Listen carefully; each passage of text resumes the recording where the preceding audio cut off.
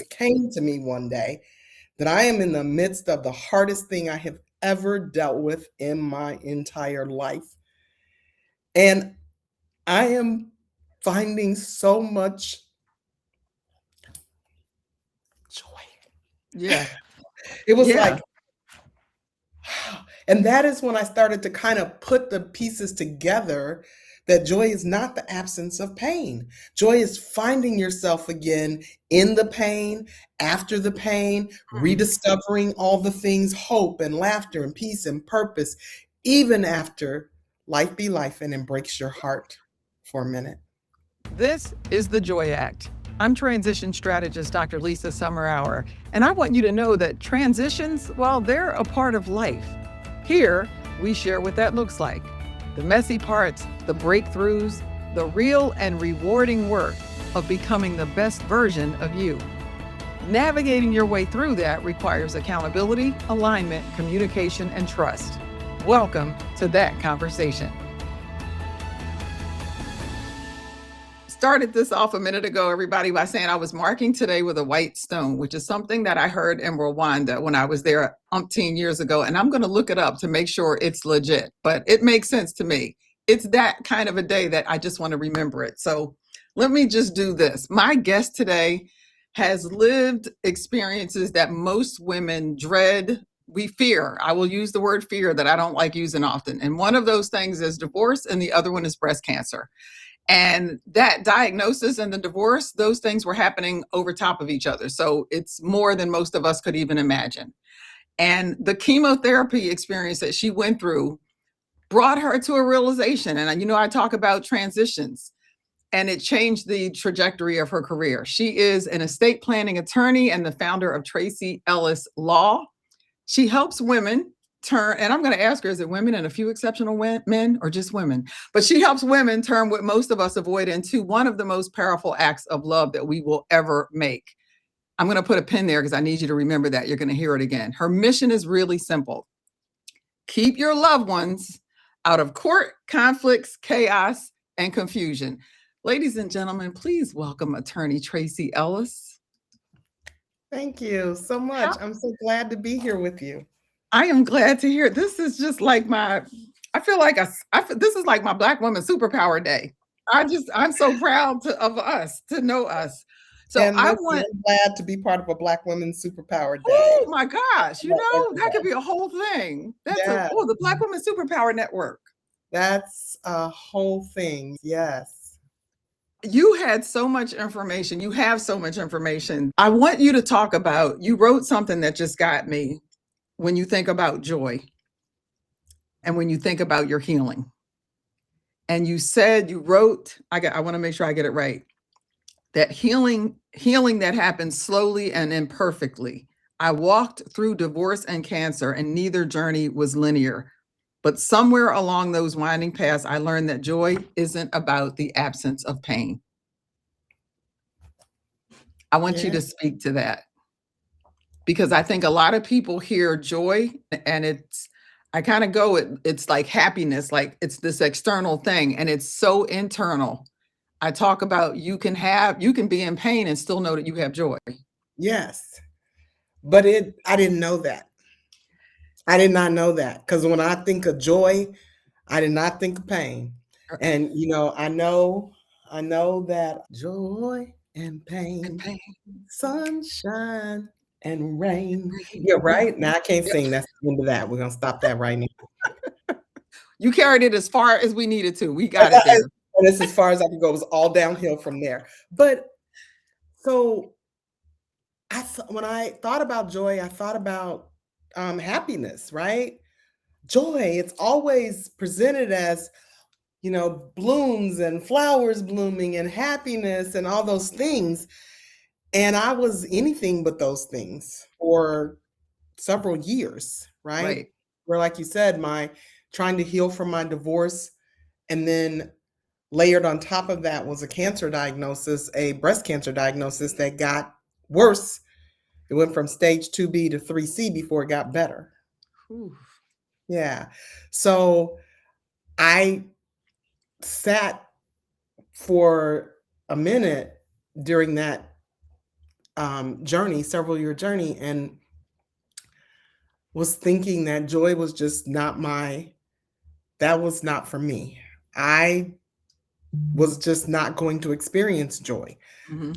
Um, because it was none of the things that I think we've been sold about what joy is.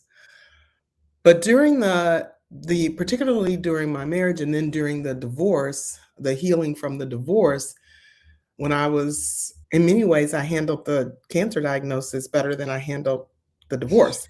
Now, some of that could be because the divorce had already prepped me for devastation. So maybe, the cancer died, but the divorce wasn't going to kill me. Cancer could have, right? And so those things were happening. The healing was happening simultaneously. And I wasn't feeling joy at all because I wasn't feeling any of the things that we're taught that joy is. But what I was feeling and what I did hear from God clearly was, can you hear me now? I've been trying to get you to go this way. And you keep looking back over there and around back of you and asking all the wrong questions, focused on all the wrong things. I'm wanting you to go this way. Can you hear me now? And I slowly began to figure out and hear that, oh, I've been in a lot of pain and stuck because I wasn't willing to pick up my feet and move. Now, Ooh, not literally because, I left Illinois, I I get moved, I was physically picking up my feet and moving, but that wasn't the move. The heart and head weren't moving. start moving. And then, so I was stuck, right? And mired in why me, what could have been, what should have been, why is this happening to me on top of everything else, blah, blah, blah. But as I began to feel that back in the day, old folks used to call it that unction, right? Of the Spirit speaking to me, God speaking to me, can you hear me now? And it really stopped me cold, right? It really did stop me cold. And I had to realize there's some things I don't want to go through this breast cancer journey. I mean, I want to go through it. I want to go on through it. But Right, I do. Correct. I want to choosing, get through this. yeah, I want to get through it. You want to get through this. Yes, I would not have chosen this for myself, but I'm not going to get through it unless looking sideways and backwards and all around. I have got to be singularly focused on this. That helped a lot towards the healing from the divorce because Yes. I only had so much bandwidth for worry and consternation and sadness and all those stuff. And let me tell you, breast cancer took up all my bandwidth. And You know so, what? Yeah. yeah, it did. It Yeah. did. And I learned during that, I'd be sitting in the chemo room, hooked up, toxic chemo, coursing, cursing through my Cursing, body, but cursing, and coursing, cursing, cursing and cursing, no, coursing it was through my. coursing, yes, yes, through my body, and being there cracking up because the person in the chair next to me and I got to talking and we're just laughing, or before the stuff knocked me out and I went to sleep, but the nurses would say something funny, and like I just kept finding myself laughing. I thought the divorce was hard, but I am going through the hardest thing of my life, and here I am laughing, Finding joy. finding things funny. And I down here got wigs, we can go get you a wig. I was like, no, I'm gonna rock Oh, this bald head. I don't know if I saw a video or pictures of when you decided to shave your hair. I was Yeah, tracking when, yeah, like, I didn't know when it had started. I didn't know when you got diagnosed, but I remembered catching, oh my gosh, Traci has cancer. And then I was watching some parts of your journey thinking, okay, I think by the time I saw you, you were living in that joy space. yeah, You were yeah. living in that joy space.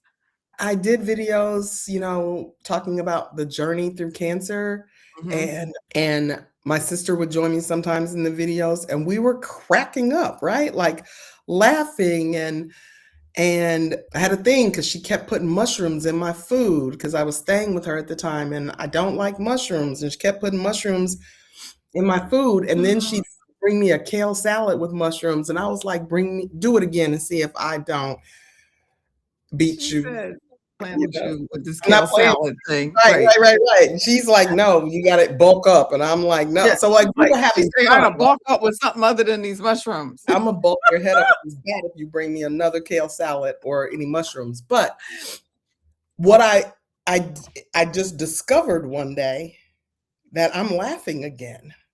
I just discovered it. I realized it one day. It Right. just came to me one day that I am in the midst of the hardest thing I have ever dealt with in my entire life. And I am finding so much joy. Yeah. It was Yeah. like, and that is when I started to kind of put the pieces together that joy is not the absence of pain. Joy is finding yourself again in the pain, after the pain, Mm. rediscovering all the things, hope and laughter and peace and purpose, even after life be life and breaks your heart for a minute. 'Cause it does. Yeah. It just does. And it's interesting for you to say that the divorce may have been harder than going through the cancer. And for anybody listening, you don't know how one experience is going to impact you. And you're right. It may have been that it was a precursor to kind of get you prepared for what was to come. Or it may have been that emotionally it was just harder, you Yeah. know? Because yeah, and you can't figure out why, but I'm just glad to hear you say that because somebody's going to hear this and think, okay, I'm not crazy. There's because other people sometimes want to tell you how things should impact you, right? Other people may be so uncomfortable with you finding joy in the midst of something painful that they're like, she's not taking this seriously enough. I can't. And I tell folks, those are people you may need to not deal with for a little while because Yeah. what you're experiencing for you is real and you obviously need it. So don't let somebody take that from you, especially if it's you leaning into joy, because we have to do the same thing with depression. You should be allowed to be depressed for the period of time that you need to be depressed. If it's not clinical, if it's not you need therapy, it's Right. part of that journey that you need to go through so you can get on the other side of it. Yes. Yes, absolutely, absolutely, and it took me like that season. Again, it's the hardest thing I've ever gone through, and the divorce, I was the one that filed, but let me tell you, I was broken Yeah. and devastated, and, um, that the marriage I couldn't stay in the marriage anymore. It couldn't sustain, it just could not be revived, Mm. there. Yeah. So, and then before I can get out of that, I did a seminar the other night and I opened it by saying, think back to Valentine's Day 2023. What were you doing? Restaurant, flowers, candy, chocolate, all the things. I was like, well, Valentine's Day 2023 was none of those things for me. It was the day that I was diagnosed with breast cancer. But on the other side of this, Valentine's Day of 2024 was the last day, it just coincidentally was the Wow. last day of my last treatment, of the last One radiation full session, year. 1 full year, on the exact day. Because when I looked at the calendar the week before and was like, "Wait, my last radiation session is wait, is that right? It's on Valentine's Day." I was like, "Okay, God, I got you." So now Valentine's Day for me is not about flowers, chocolate, love, the man in my Mhm. life, 'cause there isn't one. But But girl, you know what? that's Hop on the boat like with me because we riding the same ship into where whatever port we going in. You ain't going by yourself. all You are right, not all right. going alone. Okay, But I Valentine's have Day to for say me something now. here. Mhm. Do you remember the last time we saw each other? We No, went where to were we? dinner I introduced you Oh, to Dr. Gail, yes, Dr. yes. Paula. Wasn't that Valentine's Day? I think it was. There was It the was 4 women. because it was You're like right. doctor, lawyer. And we 4 Black women sitting at dinner on Valentine's Day together. It was when you said Valentine's Day just now, I was like, Valentine's Day is your day. That's my day. That's my day. That's a day. Listen, Yep. and It was and Valentine's Day. yeah, I thank you for reminding me of that. I'd forgotten completely about that, but yes. And so on Valentine's Day of 2024, I was like, this is my last day of treatment. I've been cancer free now. This is no longer a day about that kind of love.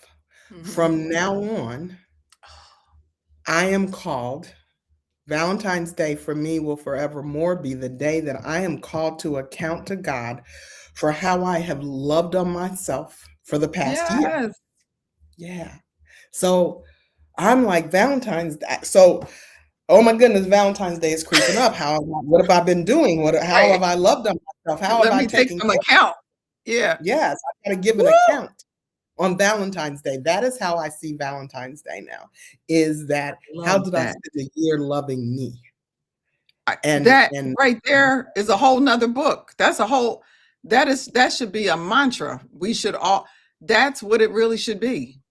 yeah, Honestly, it's yeah, because I think a lot of times we're being loved and we're trying to love from places that where we haven't learned to love ourselves yet. yeah, The yes. person hasn't learned to love themselves, so they don't really have the capacity to love us. And I think we've done the same thing. I think when you love yourself, life looks different. It does. I'm here to tell you about Yeah. it because, like I said, I'm gonna have joy every day. I don't care what's going on. It might be momentary. I might be dropping into bed at midnight or 1 o'clock in the morning going, oh my gosh, this day couldn't get over fast enough. But you Right. know what? I made it. It's through. Let me find something funny to laugh at. Whatever the Yes. case is, I'm going to find some joy Mhm. every day. Because Because it's there. It's there. And now that I understand joy doesn't mean that I don't go through hard things, that yeah. I don't have hard days. Mhm. I do. I'm human. I go through hard things. I have hard days.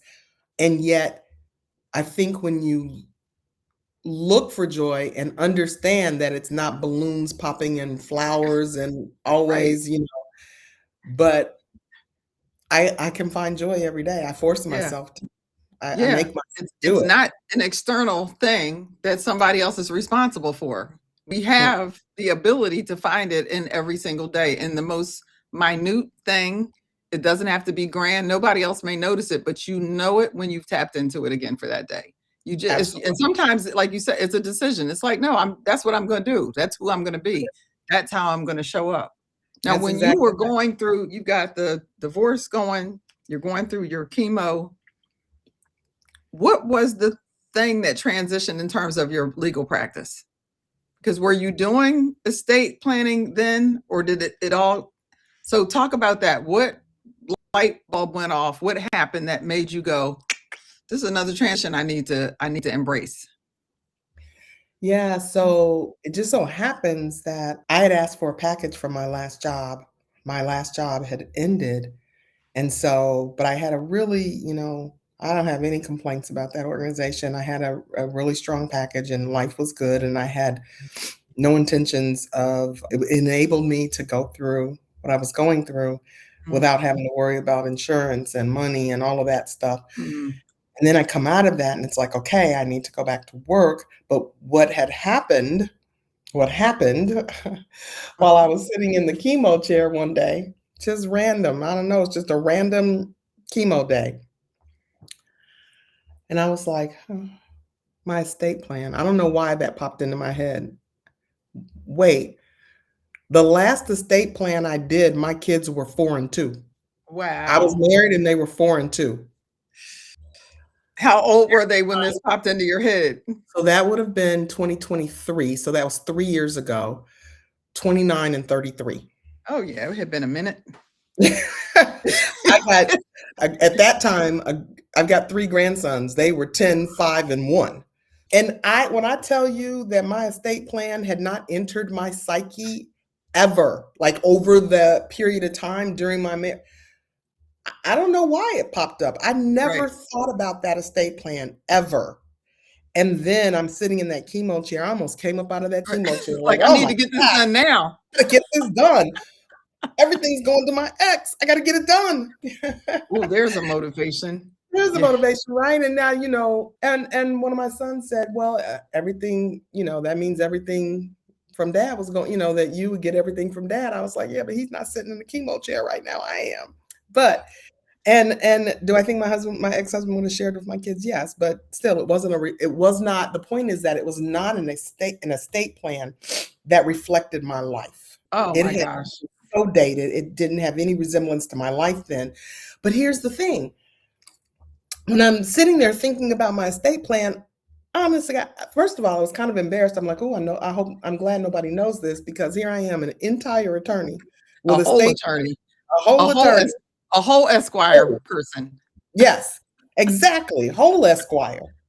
And my estate plan is so far out of date. It's embarrassing. It's useless. And so, but I wasn't thinking about, okay, let me think about my trust and my pour over will and okay, who's going to be my power of attorney? And oh, that darn HIPAA authorization. I wasn't thinking of the documents.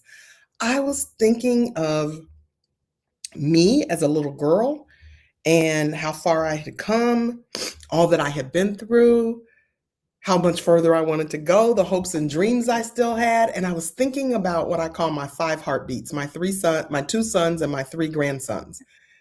That's what I was thinking about. It wasn't the documents. And so fast forward, I'm healed. I'm like, I don't want to go back to practicing law. I need to find a job, but I don't want to go back to practicing law.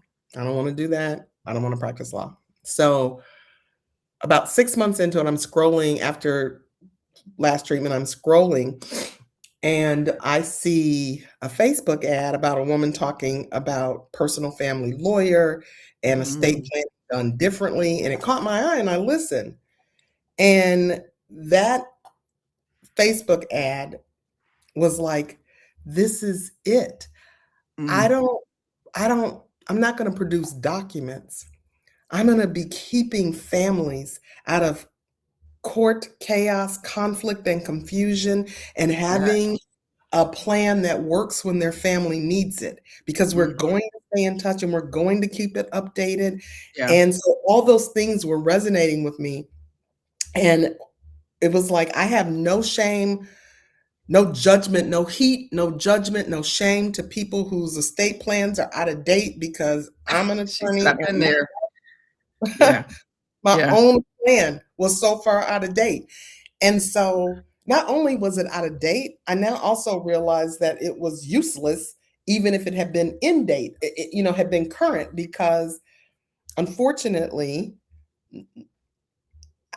it wasn't funded properly and the attorney who did it didn't talk to me at that time that it was done. I wasn't an estate planning attorney. I didn't know how to Right. do these things. And so it wasn't funded properly. It wouldn't have worked Oh. anyway. Oh, It would have wow. absolutely failed when my family needed it most. So Mhm. that led me to I think I can do this. I don't want to go back to corporate law. But I this. don't want to go back to being a family law attorney either, which is something I did in my past. I don't want to litigate. I'm all about joy and peace, and I don't want to fight. I don't want to be Right. fighting with opposing counsel. I don't want to be Mhm. fighting with my clients. And so that helped me see immediately this is it. This is what I want to do. I want to do the type of estate planning that is called life and legacy planning, uh, Mm. where and the legacy piece really resonates with me, where I'm helping clients think through their legacy. What are your values? Your plan doesn't have to look like everybody, like a cookie cutter of everybody else's plan, except the names and dates have changed or Mhm. whatever. Right. Your Yeah, just plan plug is in. plug and play, like right, plug and Yeah. play. I don't do plug and play plans. So I want to know what your values are, what your stories are, who are your heartbeats. Because if you tell me education's the most important thing, I Mhm. really want my kids to get education. I really want my nieces and nephews, I'm gonna pay for their education, whatever, then I'm going to draft in a way that so your kids are your beneficiaries after your spouse or your nieces and nephews. I just met with a client today who's Mhm. divorced and is leaving things to nieces and nephews. And I can draft in such a way that reflects the value placed on education. And there are all kinds of ways to do you value traveling as a way of being a cultured global person? I can draft in a way that supports those types of things. And so Mhm. I don't want to get off on a tangent on that, but it's more than just the documents are a byproduct. That's how I see estate Yeah. planning, like legacy planning. The documents are a byproduct. Of course, you have to have documents, I'm right? getting I don't know if something's buzzing. Is there a phone going? I'm picking up a little bit of it. Yeah, Okay. sorry. No, you're not going off on a tangent. And I'll tell you why. And this is full disclosure, people, because I had shared it with Traci before we started. I sent her an email and told her because we just went through estate planning. My mother had already done it when my father was very ill and dying. And so we maybe 13 or 14 years ago. So 2 weeks ago, my mom passed out in the kitchen. Excuse me, nothing will jar your memory that you haven't gotten things done like near death, thinking your mom just died in front of you in the kitchen. Fortunately, she's perfectly fine. But this conversation has been coming up over and over again. And so that was on a Wednesday. And the next week, we were sitting back in her attorney's office updating these estate things. And I told my another girlfriend, I was like, I went ahead and did it because I was in there with my I said, but I really wanted to go to Traci. Folks, I am just telling you, you can find somebody near you to do estate planning. You can Google them and find them.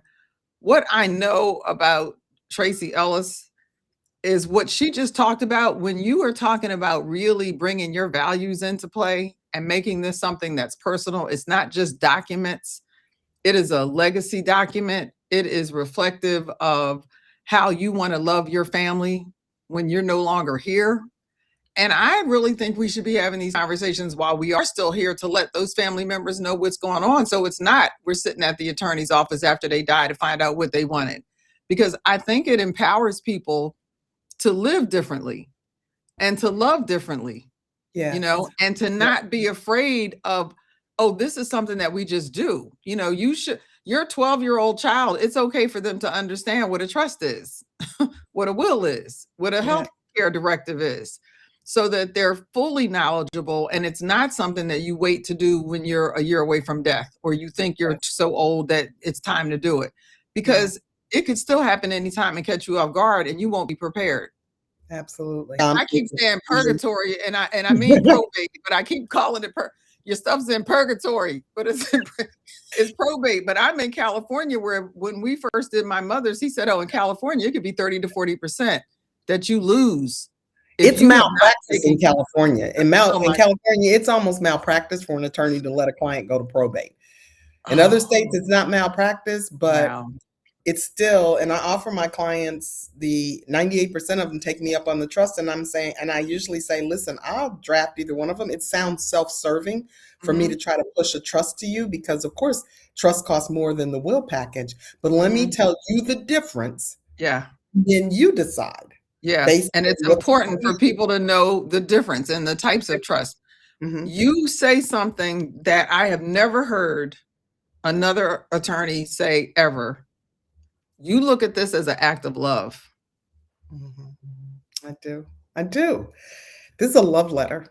Yeah. This is Oh. absolutely a love letter, which is why I try to make them custom based on your values. Because if you write a love letter to your sister and I write a love letter to my sister, they're going to look totally different, right? They're going to express love.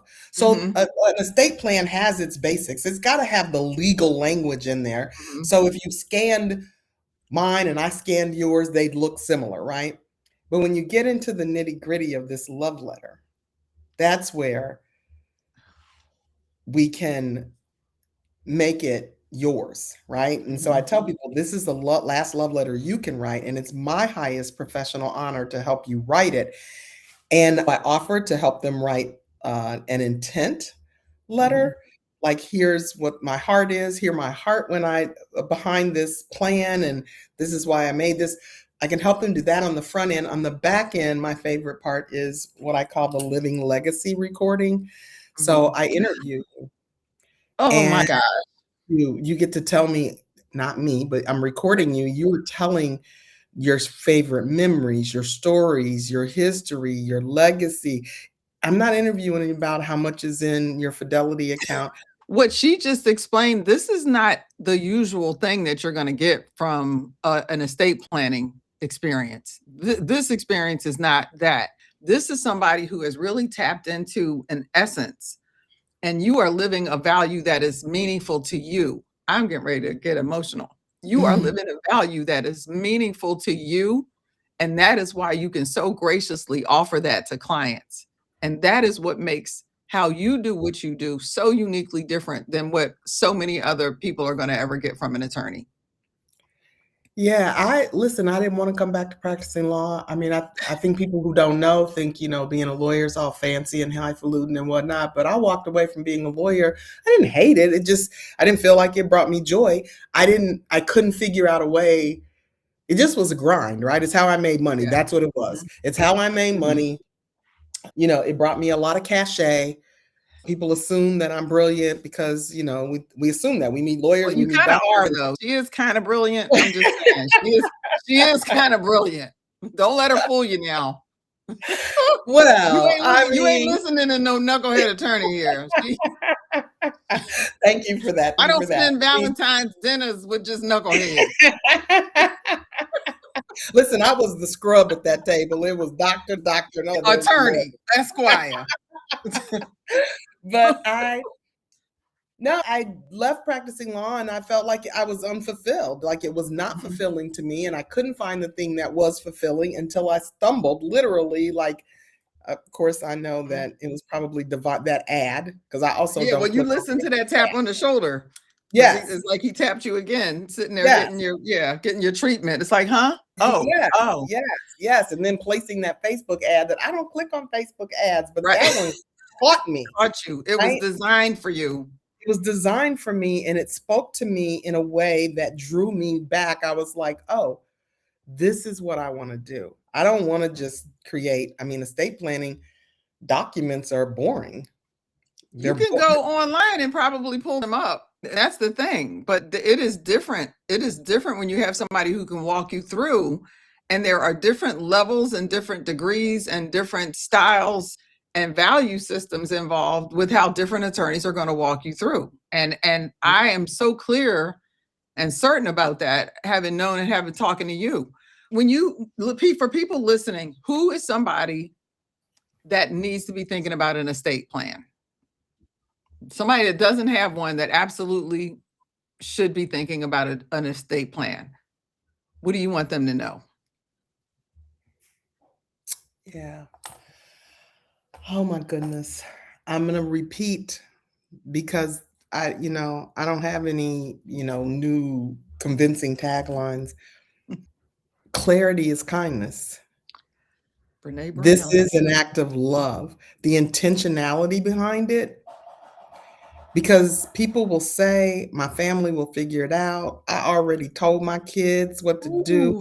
I already made my kids payable on death or transfer on death on my bank accounts. It made me go write a whole white paper on why you shouldn't do that, and definitely don't put them joint on your account. But is it on your website? The white paper? No, it's not, and I should put it up there, shouldn't I? Okay, yeah, because there. Yeah, and I'm going to put, folks, you will see the website will be flashing on screen, but you'll also see it in the information below, so that you can go to Traci's website and really get a feel for what that experience is going to be like working with her and her team. But so all the things that you're mentioning, where people have a false sense of security that they've taken care of it. Yes, a false sense of security and a lack of knowledge and ignorance, if you will. But I mean that in the best sense, just from a lack of knowledge of what happens, the chaos, the confusion, the conflict when things are not clear. Mama told me that I could have that ring. Well, she didn't tell me that because she told me I could have, or I was the one here taking care of mama, and now y'all want to swoop in and want me to split her bank account with y'all when you didn't do nothing and blah, blah. So much Yep. chaos, so much conflict. Clarity is kindness. And I know the other thing that I help walk people through is a really difficult thing is when you want to, in your heart of hearts, you don't want to treat your kids or nieces and nephews or whoever your beneficiaries are, you don't want to treat them equally because some of them have been kinder to you, but you also you don't want that smoke, right? Right. And so I'm helping people walk through how to do that and talking to them about, I know some of these decisions sound loving and kind, but Mhm. here are all the ways that they're going to lead. All roads, if the road is going to lead back to conflict, chaos, and confusion, and possibly Yeah. court, You I'm try gonna not to go point there. that out. Yeah. I'm gonna try not to do it. Now, you're the client ultimately. I'm in charge of the legal language. You are in Mhm. charge of strategy, right? Mhm. So ultimately, it's gonna be the way that you want it to be, but not without conversations from me Yeah. about clarity. There's not enough clarity here. Clarity is kindness. Hey, this is going to lead to chaos, conflict, confusion, court. I've got a war chest of stories Right. where I see it Yeah. happen, right? I see it happen. And so I'm trying to keep I'm mindful that one day we're going to pass away or we're going to be incapacitated. We're all going to pass away, but statistically speaking, a majority of us are likely to be incapacitated Capacitated. before we Yeah. pass away. And I'm mindful that during that time of incapacity or after you pass away, it's a very stressful time for your family. They're grieving, they're scared, they're Mhm. wondering, they're praying. And that is not the time where they need to be making heavy No. decisions. No. So the Mm-mm. clarity is a loving thing to do. That's why this is a love letter, right? Yes. I just the way you describe it and the way you frame it, I think it also makes it easier for people because I'm going to tell you, going and sitting there and with my 80-year-old mother and my 86-year-old aunt sitting on the sofa in the office behind us, who we're now taking care of because she can't take care of herself. You talk about being slightly incapacitated in her case. And you're making these end of life decisions. And my brain, I'll speak for me, my brain started wondering, it's like, oh, this niece and that niece, and okay, well, which sister is gonna, if I can't make a decision? And it made me think of some of the old Black folks who are so full of faith that they don't want to do this because if I plan it, I'm planning my death to happen. No, that's already going to happen. It's going to happen. And we need to get past that psychological bump or that fear that by planning for this, you're going to bring it on. No, by planning for this, what you're going to avoid is what I have already seen my family go through more than once: complete chaos, running around looking for documents, running around trying to deal with checking accounts and banking accounts and retirement accounts and all of the things because nobody had the conversation to organize all this stuff, get it taken care of, and go to an attorney. Yeah, It yeah, is a gift. It is truly a gift that we can leave our family members. And it's a peace of mind that you can give yourself to. And once you do it, you don't have to keep thinking about it. You can put it yep, on the calendar if something happens, yeah, to update it, or just every year, maybe you just review it once a year. yeah, And then it, yes, it yes. becomes less of a, oh, this is scary because no one wants to sit around thinking about their mortality. But the reality is it's going to happen. I It's want going, to talk to another group of women because I did the divorce is not a destination, and it's one of those life transitions. The big ones are death of a family member, death of a loved one, a divorce, a health crisis, a relocation, a job thing. And as I'm sitting here doing this, you nailed all five of them puppies. because life be lifing. Life be life to the utmost of life Yes, activities. yes, Yes. yes, And yes, it those are does. my big ones. But talk to a woman who has gone through or maybe going through a divorce and about why this is so important for her to be looking at these things right now. Because it's one of the things that I list on get your paperwork together. This is one of those things I tell them you need to be talking to your attorney about this. So talk about that in terms of estate planning, trust, all of Yeah, these things. yeah, yeah. So in the divorce situation, first of all, and I've had some people call me who are, I'm getting ready to file for divorce. I need to get my stuff together. I'm in the midst of a divorce. I need to get my stuff together. And we have to move a little differently through that Mhm, because I don't know about every state, but or a lot of states. mhm. Okay. As soon as a divorce is filed, there's going to be an order of freezing assets. Don't be moving assets. You can Right. spend money for your regular bills, but you can't be dissipating Yeah. accounts and moving money out. Yeah. I move this money out of my joint account. So, and you can't easily disinherit a spouse, right? Mm, So that doesn't mean we can't do estate planning, but it does mean that we're going to put a foundational plan in place, and then we may have to revisit it post mhm. divorce on the other Right. side of the divorce once we know what Yeah. the asset split actually looks like. Because in the midst of a divorce, I can't create a trust and fund it for you. I can't move your jointly owned house Right. into Yeah. your trust, right? Right. So there are different considerations when you're going through a divorce, but the thing that I want women to understand is this is your opportunity to start thinking about what you want and what your legacy, because now it's about to be you. It's no Yes. longer right now about us and Mhm. ours. It may be again one day, Yeah. but But if it is one day, you're still going into blended families, bring a whole nother unique set of particular things you need to pay attention to in estate planning so that you don't accidentally, inadvertently disinherit your own kids or right. whatever. So, which can happen. Oops. Um, yeah. And so there are all these considerations. And so I'm talking with women who are thinking about divorce, and I'm telling them, here's how you move, depending on what they're telling me. Here are my Mhm. recommendations from how you move. Run this past your divorce attorney because the last time I did a divorce, well, you don't want me giving you divorce. Right. You don't. And I'm happy to work with your Uh, attorney. right. We can collaborate together. But yes, you can do estate planning and we can set some foundational stuff in place, but it won't be the final. We need to come back and revisit And that post. revisit it. Yes. Yeah. What But and what while I you're going through the divorce, through the, your divorce attorney is helping you strategize about the asset split and what you need to fight for and what you need to let go and whatnot. And I'm getting you to think about you've got kids together. Part of that divorce, you could be, if he doesn't want to give his pension to you, have him leave it to the kids or something. You know what I'm saying? right. Like there are It's getting different them ways, thinking about the yeah. options. Just hear Yeah. the options. It's not give it to you or bust. Yeah. It's thinking There are about the other options. there are other options, and And so yeah. it's all And I just contingent on one, I your want personal I want situation. women to hear if you're in this situation or you think you're going to be, know that yes, you're going to have your divorce attorney more than likely, unless like me, you did one of more of them by yourself. But you're going to have your divorce attorney. But having an estate planning attorney makes a lot of sense to have that conversation. You really can't be too informed.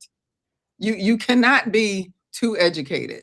Now, the next group I want you to talk to, single woman, 20s, 30s, 40s, no children. Or maybe she does have children. Because, see, I think that a lot of people in their 20s and 30s, this is not top of mind. It's not even on their radar that they should be thinking about this. Absolutely. Okay, so let's talk about young single women. I'm going to want to know about assets because if you're renting, so you don't own a home, you maybe have your 401k at work and a life insurance policy, certainly through work. Maybe you have one external life insurance Mhm. policy, but you don't have many. You got your car and the furniture from IKEA in your first apartment post college, right? And so you've got, I'm not going to try to sell you a $4,000 trust, 4, 5, 6,000 and above trust. I'm not going to do that. One, In the state of Georgia, if you don't own real estate and have assets under $10,000, you don't have to even go to probate court.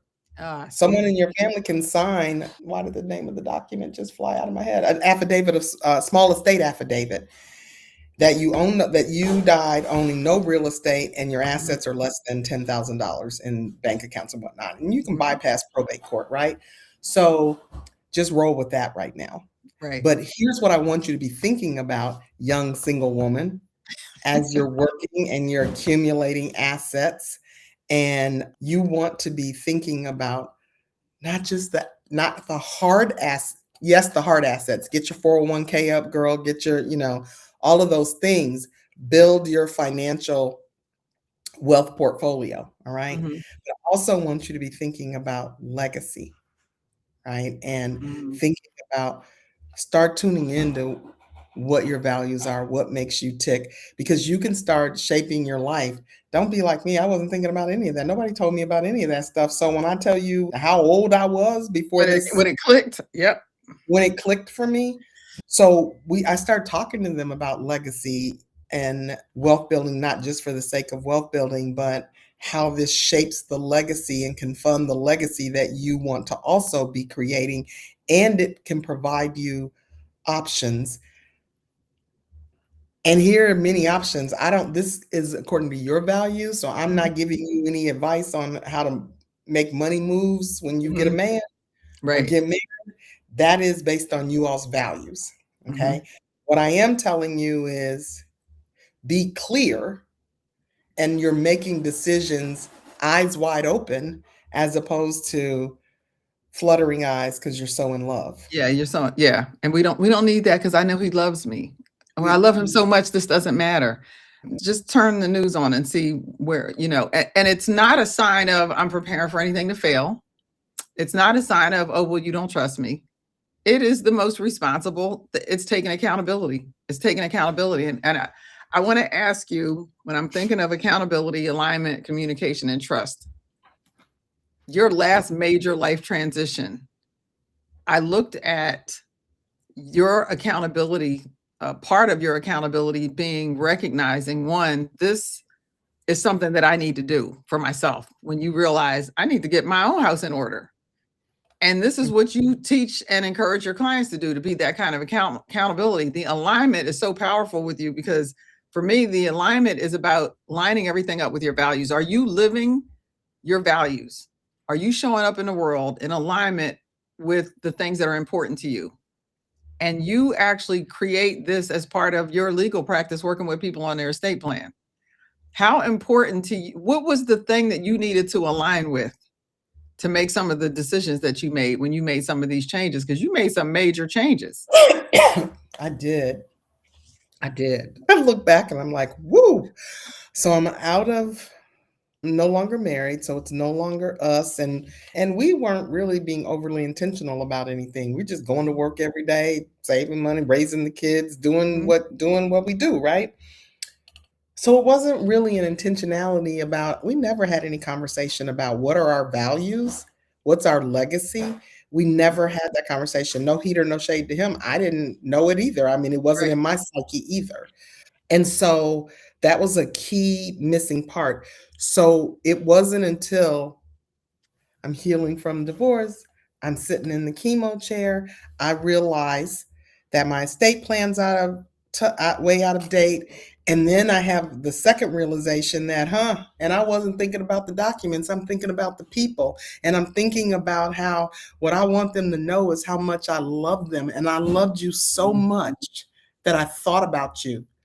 I cared about not leaving you a mess. I've tried to make my death eventually easier for mhm, you so that you don't, in the midst of your grief, have to pick up my business that I didn't handle, right? right. That's why it's a love letter. That's why I call it a Yeah. love letter. That's how I came to it. Initially started at, oh my gosh, my kids would have a mess. Oh my gosh, I can't leave my kids to have a mess. It was just kind of that Mm, frantic.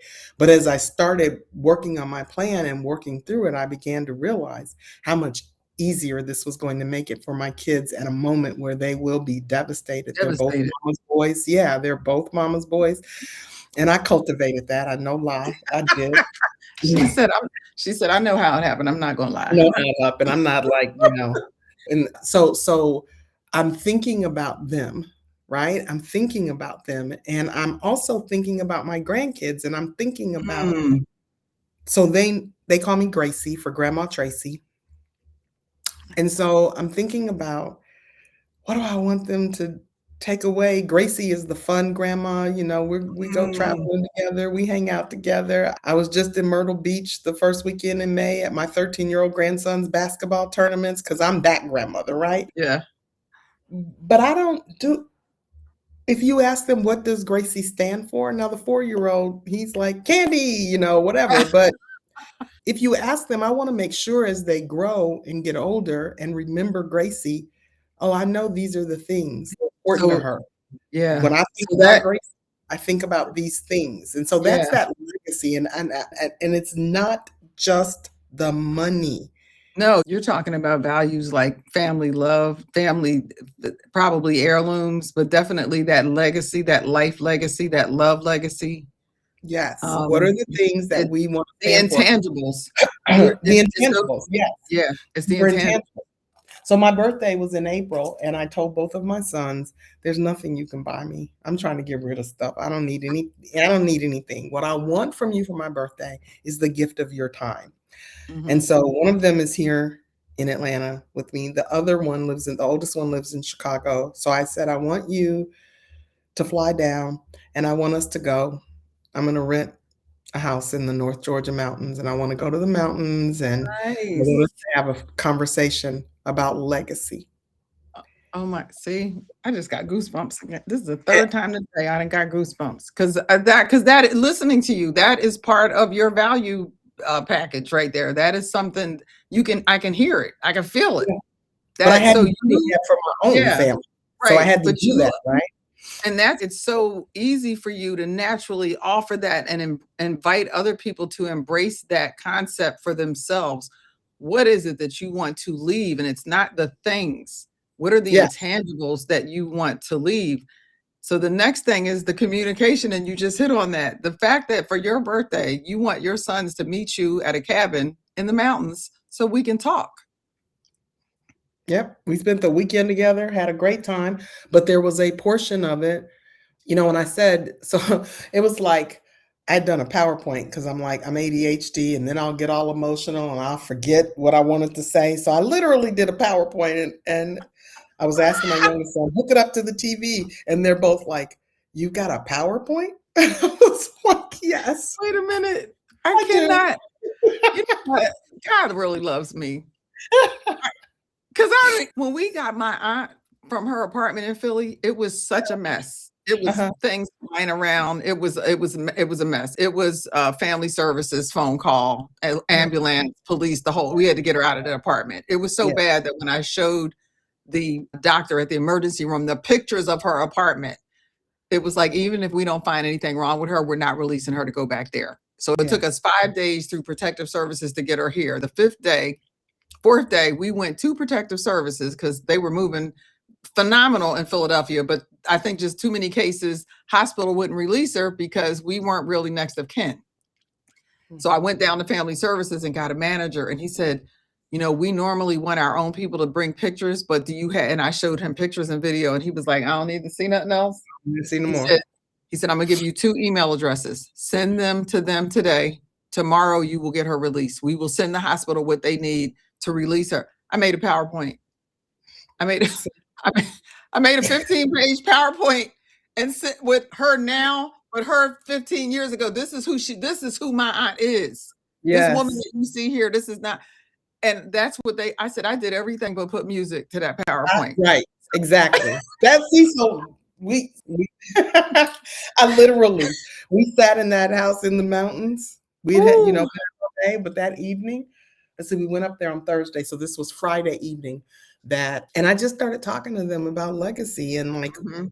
what do you think I stand for? Like, what do you know? Like, man, my mom, Who what do am you know? I to you? Who am I to you besides just your Yeah. mom? Can you? can you describe the values that I have and what I want to carry you guys to carry forward and whatnot? But then I talked about, so it's not just my legacy though. It's you all each will be creating your own legacy, but now this is this branch of the family. And what Mhm. legacy we want to create Yeah. together. We have an Wow. opportunity to create legacy together. We can do some things together that secure a legacy for the three of us. My oldest son has the three boys, so you'll be creating a legacy for them, but the three of us can create something that moves forward in this family where the people, future generations can talk about what my grandmother and my uncles did, or my grandmother and Mhm. my dad and my uncle, or whatever. Yeah. Um, and so we came up with some ideas, Wow. and so we agreed that we would meet quarterly via. I said, so we This can is a get on whole workshop right here. a This is a whole whole workshop, right? It was a whole no, workshop. the three of y'all could be teaching families this whole workshop. My brain just went, oh, they could be teaching people how to do this. Why this is so they just Well, this a whole I tell your sons I just created a whole business for y'all to have a this whole workshop for them. business. Yes, there you go. That's what we can do. We can talk to family. Although I'm the extrovert, they're very Yeah, I'm an extroverted introvert. They are introverted introverts. yeah. And so they would rather have a root They'll canal be than like, talk. Mom, just tell us what you need behind the scenes. But this Yeah, is yeah, yeah. no. That just tell us behind. But So I yeah, didn't keep you on here. I want to ask you, where does trusting yourself come in? Have you thought about that? And if not, where would you say trusting yourself has come into this, and how powerful has that been for you? it's been super powerful for me because I was married for 30 years. I started going with him when I was 12. Now, that was a figment of my imagination because to Carol and Ron, my parents, like, you ain't going, where you going? You don't have no You're not going boyfriend, nowhere. girl. You don't have no Right. boyfriend, girl. Little girl. But to me, couldn't tell me I didn't have a boyfriend. And I ended up marrying him. So it had been decades since I had made a decision by myself, for myself, by myself, unfiltered by anybody else's opinion. And we can do another podcast on, divorce not a destination. We can do another podcast on how scary that can be. Oh yeah. So, because I didn't trust my own judgment.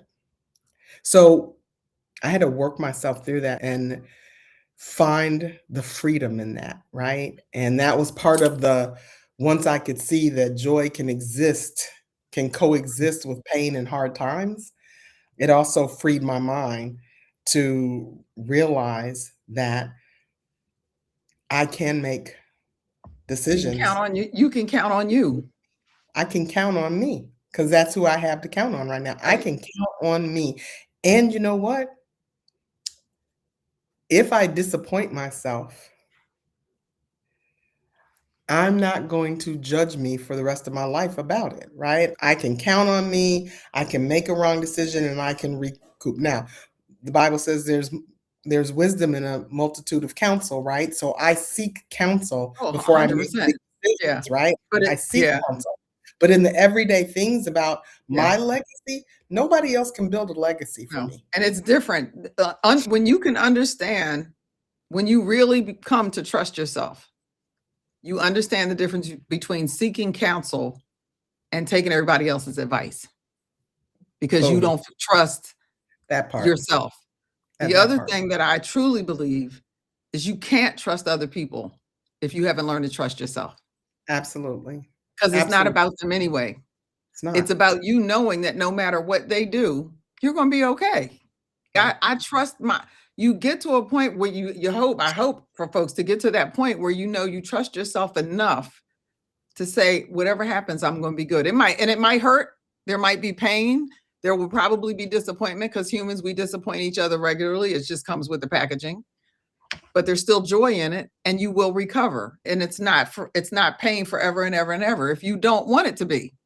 Yeah, absolutely. And listen, I make all my own decisions for the most part now. Although my kids try to now, it's like I have to remind them, I'm your You the mama, grown one. right? But every decision that I make now doesn't turn out to be the right decision. Every business decision, I'm dealing with a situation now where I'm like, oh, that was a Yeah. bad move, Tracy.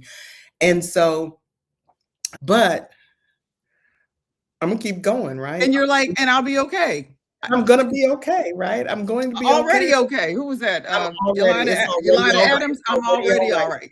It's Yes, I'm already already all right. on that Yeah. note, people, you can just put comments under this that just says, Dr. Lisa, thank you so much. Because I already know. Thank me too. Shoot. I'm thanking me for this one.